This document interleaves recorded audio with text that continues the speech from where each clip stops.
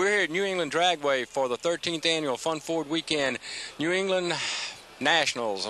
Here with Mr. Bob Cochran. Bob, how are we doing today? Oh, buddy, I tell you what, it's doing real good. We've made it through first round, and then we just found out we got to buy in the second round. I mean, my sponsor, CJ Pony Parts, is really going to be proud of me today, I think. Well, that's really good. Bob, tell us a little bit about this truck. I mean, this truck is really unique. I mean, you get a lot of looks everywhere you go with it, and it's really something to see. But tell us a little bit about it. Well, I'll tell you what, let's go way back. I've had this truck, read it 40 years, just give or take a few months, maybe a year, I don't know. But then my brother actually had it on the farm for 6 years before that, until I finally got it away from him because I wanted to do this truck because I loved the flatbed. It actually was an F1 stake bed right out of the factory. And all I did was just redo it. I mean, it was beaded and dented, and it actually was painted brown and had Sanford and Sons on the door when I got it. And I started out with a motor that I found in a junkyard in a 70 Torino. There's a 429 Cobra Jet motor. And that's what I built and put in it, and that's what's in it today. It's not the same motor today. I've refreshed it a little bit and done a little more head work and a little porting and polishing, and it's got 2 4-barrels on it. And the nitrous bottles everybody talks about they're not real.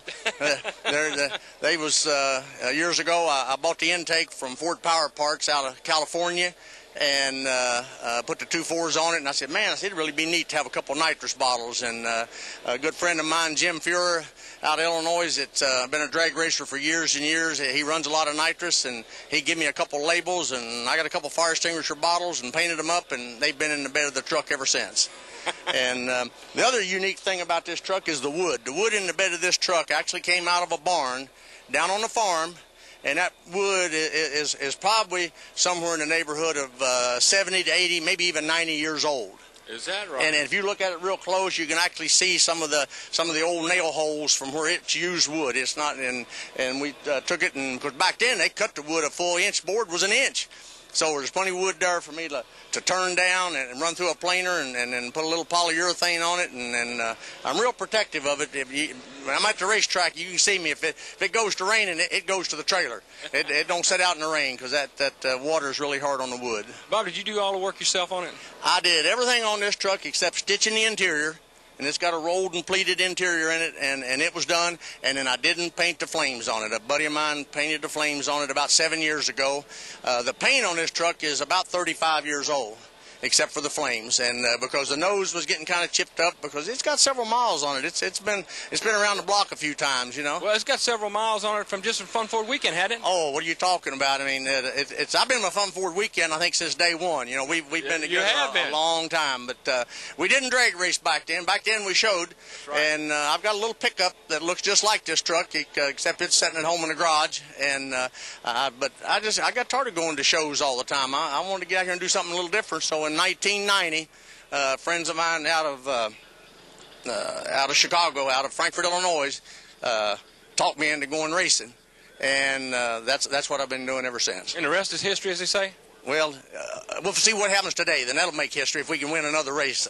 Well, Bob, you always manage to go some rounds, and you take advantage of it by running not only the tough truck, but you run in the brackets as well, right? Yep, yeah, I do. I like that. I figure if I, tow sometimes 1,000, 1,200, 1,500 miles to get to a race, I'd like to be able to at least get in 2 or 3 races to kind of give the local boys a little competition, something to play with, you know.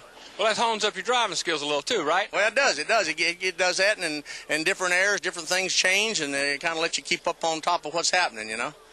Well, Bob, we sure do appreciate you, buddy. Been, a good friend for a bunch of years, and hey, best of luck to you today, my friend. Okay. Well, I'll tell you what, if I could just tell the people out there watching, if you're at home and you've got a Mustang and you need any parts, you be sure to either go on the net at cjponyparts.com or you can go to emustang.com, and they've got everything you need to work on that Mustang and fix her up, take an old one and make it look new, or you can take a brand new one and make it go faster. They'll fix them up, won't they, Bob? They will do it, I'm telling you.